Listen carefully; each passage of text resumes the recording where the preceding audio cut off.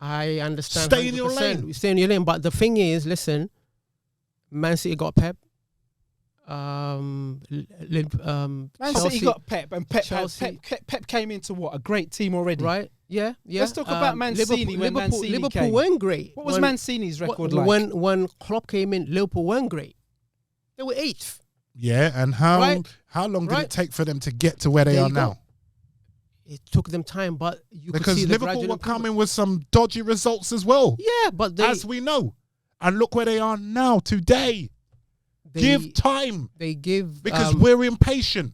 As Arsenal fans, we're impatient and we're looking. We expect to be we're Arsenal. We should be at the top of the table. No, that time is gone. We've moved down. We have to get. What I'm trying to say to you is that he needs to start. We're a mediocre team, mate. I'm sorry. We're a mediocre team with mediocre players. We've got some rubbish in our team. And I don't know how people are expecting us to start playing champagne football with players like Xhaka who can't turn and pass the ball. Exactly. Players like Bellerin who can't cross the ball. Yeah, Bellerin does these once or twice in a game. He'll do something exciting, but for the rest of the game, he's shit. My question is: the start of the season, did you see this team 14th? Yeah, at the start of the season, I said at the start of the season, if we go back to the show where we said, where do we see the team finishing at the end of this season? I said we can finish 4th. Remember, I said we could finish 4th. I was the only one who said that we'll finish outside the top 4. I thought that Man United would pip us. Yeah, I think we went from 4th to top 6. But and the difference, with me and the way I look at football is, and fans do this every season. They get all gassed up in November, September. Yeah. Oh, look at this team, they're top of the table. It's Reading. How many times? Reading are at the top of the table. Oh, whoever's at the top of the table. Come March, April, when the season's coming to an end, where are Reading then? They've sunk down the table. Sunk without a trace. And know. Oh, sorry, carry on. Sorry, no, I'm just saying, this league is unpredictable. Yes. We're all doom and gloom.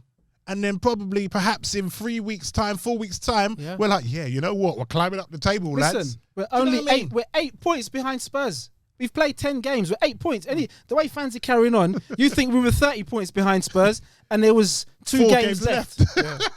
Yeah. So, okay, your top exploded there, Jamal. Yeah. So I'm going to pose this question to you, right? Yeah. So, is it premature? Should Arteta get the sack? Your point of view. It's not premature. Go. Because there's a serious Mr. T. It's not premature. No, I'm not. You know when Mr. T used to look at Murdoch? No, I'm not asking for his head.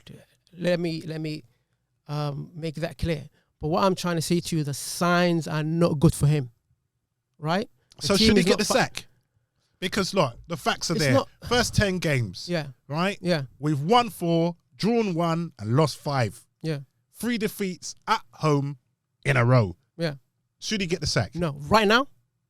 Yeah. Right now, no. Because look. Yeah. 2 seconds before you answer, sorry to interject. Yeah. Because social media is blowing up. Yeah. And everyone I try to, and the majority, not everyone, sorry. Yeah. The majority are calling for his head. Already. Is it the majority? I saw 50-50. I think they are calling for his head. It's Arteta out for me. Maybe get him out, man. I've been trying to avoid certain YouTube channels, Twitter. Listen, all the platforms that I've been on, the majority are like off with his head. I think, to be fair to him, he's having there's certain players that could have helped him that are not there. Partey. I think Martinelli, once he comes in, should improve the outcome. Yeah. But the thing is that we can't sign anybody now. Window's not open. The thing is, he's going to have to squeeze as much out of this team. What he's got, right? That's what he has to actually do. He cannot continue just hemorrhaging points and losing games. Because if you lose to someone like Burnley or Southampton or Brighton, which is easy because everyone's losing. they'll pull the In the trigger league- because in the I know the league- nature of football. In is the league so far, sorry to cut you, everyone's losing to everyone. everyone's losing to everyone, but the thing is that No, it's not even that you know the nature of football. You're just like one of these reactionary it's fans. not reactionary. It's not not reactionary. reactionary. What is the redeeming feature of this team? What do you mean? What is the redeeming feature? What are we hanging on to? Right? Because this guy, listen, he has no experience. We know this. So though. if he loses to Spurs, and he gets sacked, then what? Then get a manager. Get a manager who's going to have to work with the same players. The same players. Do not make another bad signing. The same players who let down Wenger and then Emery and then Arteta. Freddie. So you're just going to throw another manager and still keep the same players? Why do we have to pick a rookie? You're Arsenal Football Club. Why are you signing a rookie? What do you mean? Why do we sign a rookie? Emery. We signed Emery before, who had a resume. At least he had a resume as long as my arm, and he had a dossier saying he was going to change. He said he was going to change. It happens. Spurs signed Christian Gross, right? He wasn't a good manager. They got shot. They sacked him. So what? So you listen. You can't have it both ways, Jamal. On one hand, just saying, get rid of him, and then we'll get we'll get an experienced manager. And then when we say, we had an experienced manager, and then you're turning around and saying, oh, but we made a mistake. That will happen. So what's to say that we won't make a mistake with the next manager? Thank you. Hold on. He could not speak the language. That's a serious flaw.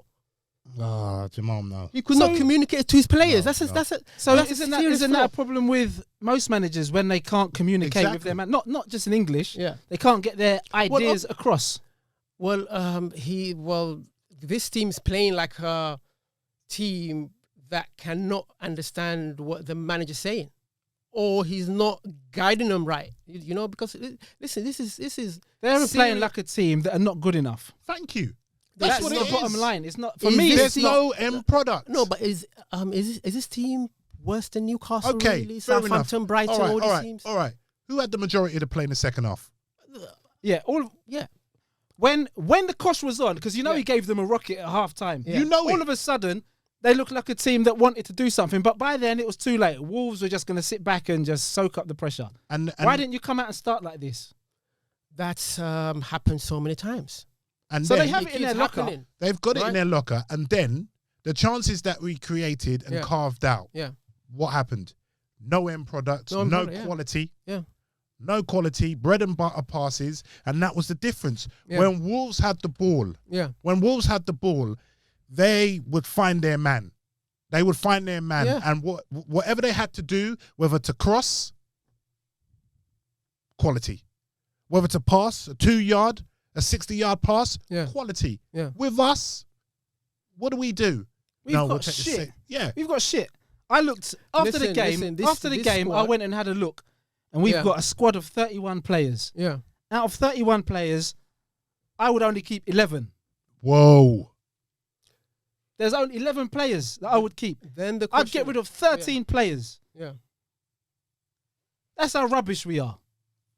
Come on. So that's got nothing to do with Arteta saying to the players, Arteta's inexperience. It's him saying it's like when you play with somebody and it's like, I can give you a simple ball and then you're passing me ball and I have to go and run for it.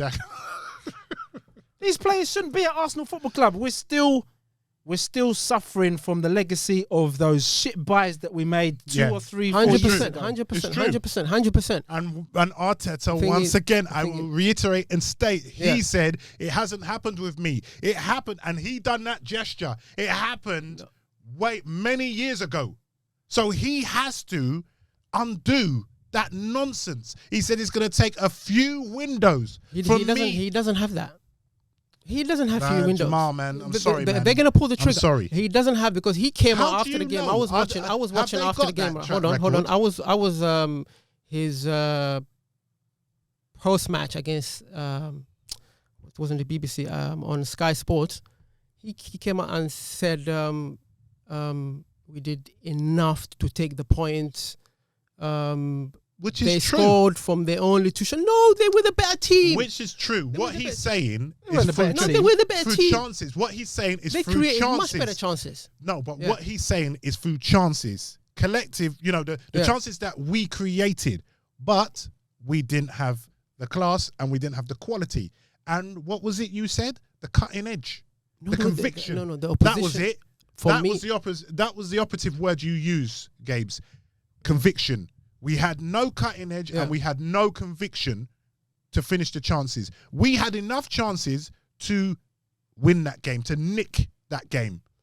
And I'm look not what's sure happened. about win. I think the best chances came from What's been the recurring theme is that we haven't been scoring. What about Saka's chance where he should have gone with his head? We had two shots on target for the Where he second, didn't for even the make an second effort home to head game it. in a row. Yes, I agree with you there. The quality was coming from the opposition, not from us. Well, I said that, didn't I? Yeah. So that's yes. what I So said. what is the issue that we've been speaking for the last 10 shows? That we're not creating enough. Yeah.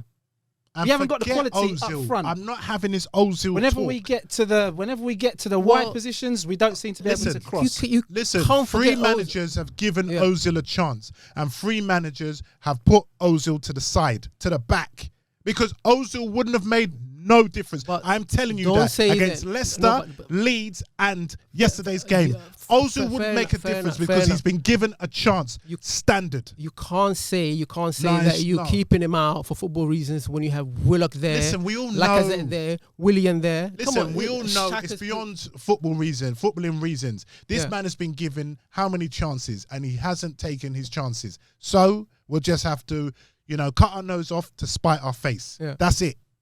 That's it with Ozil. I don't want to hear this Ozil talk. Why have you got this creative player? What would Ozil have done? What would he have done? He can at least pass a ball. Pass a ball? Yeah.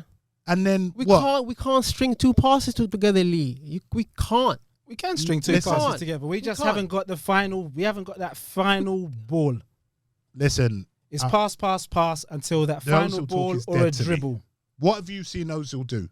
No, it's not. It's not. Mesut Ozil's last good game. My point is, hold on. My point is, right, you got one creative. Up until next summer, you have one creative player in the actual team. Make use of the only. January, isn't it? No. He can sign for a pre-contract in January. But we have. We can't put him in the squad. We can put him in the squad. We can. So in January, we can put him back in the squad if. Yeah. If they think that way. Yeah.